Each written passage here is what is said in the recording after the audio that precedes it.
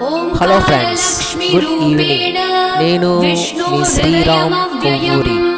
శ్రీ మహాలక్ష్మీదేవి అమ్మవారి దయ వల్ల మీకు మీ కుటుంబ సభ్యులందరికీ అష్టైశ్వర్యాలు, ఆయురారోగ్యాలు, ఆనందం, సంతోషం కలగాలని ఆ శ్రీ మహాలక్ష్మీదేవి అమ్మవారిని కోరి ప్రార్థిస్తున్నాను ఫ్రెండ్స్.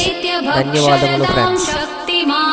శత్రుమర్దిని తేజ ప్రకాశిని దేవి వరదా శుభకారిణి బ్రాహ్మీ చ వైష్ణవీ భద్రా కాళికా రక్త శాంభవి ఆకార బ్రహ్మ రూపేణ ఓంకారం విష్ణుమవ్యయం సిద్ధిలక్ష్మీ పరాలక్ష్మీ లక్ష్మ్యలక్ష్మీ నమోస్తుతే.